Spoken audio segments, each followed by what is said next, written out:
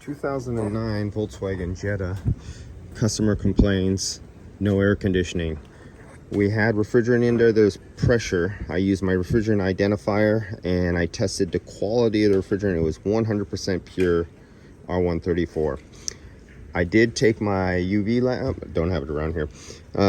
I checked inside the fittings. I seen traces of a really weak UV dye somebody tried to install that what was worthless basically. Tried several different UV nanometer wavelength lights and it was just bad dye. Another thing I found, okay, so I recovered the refrigerant. I got 400 grams out of 525 grams.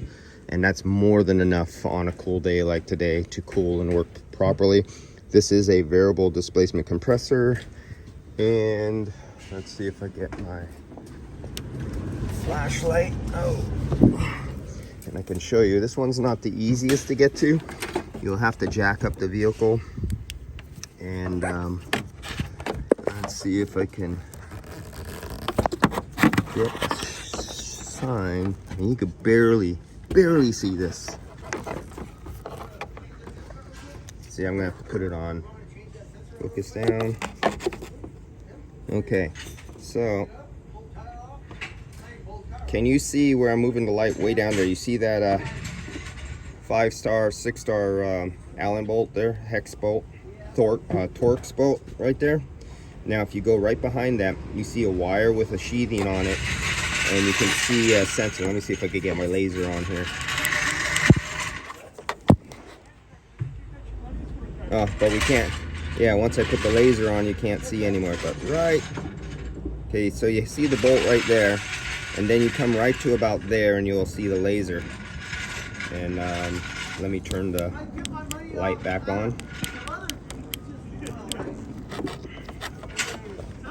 And now it doesn't want to focus.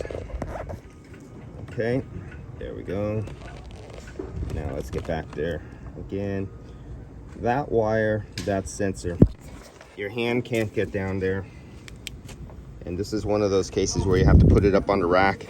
You have to remove the plastic cover from underneath the car, get your hand up in there and try to get your connectors on to get on your control valve. See, this is what you use to check for the signal coming from the power control module or the HVAC module or the body control module.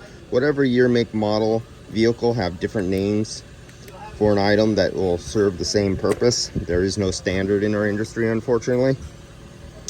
And it's throwing a pulse width modulated signal just like a fuel injector to that control valve.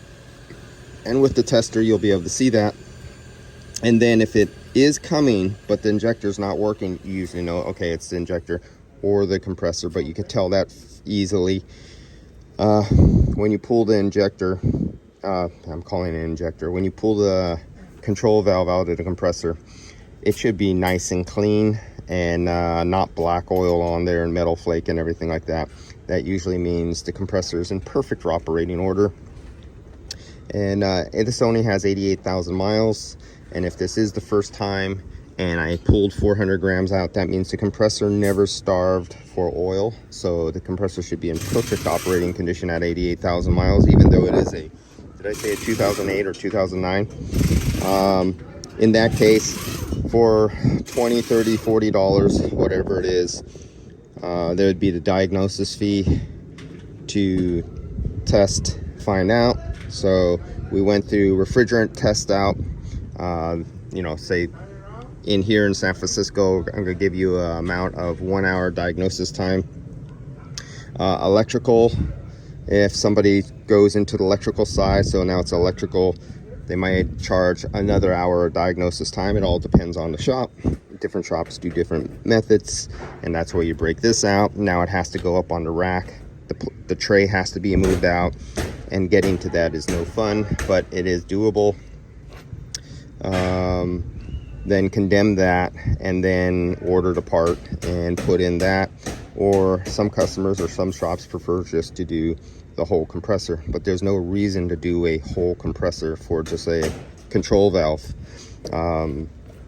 that's it, especially on something that only has 88,000 miles on it. And when you open it up anyway and you pull it out and it's nice and clean, it has a lot of oil on it, compressor is usually pretty damn good. All right, that's all. This is a non-enthusiastic car repair, and I'm not going to go over making a video going under this one because I'm going to be fighting getting my hands up there, and so I'm not going to be holding the camera at the same time doing everything. So I'll catch you on the next vehicle. This is just one of those scenarios where a control valve is bad because it's a Volkswagen, and that's what Volkswagens do. All right, see you guys.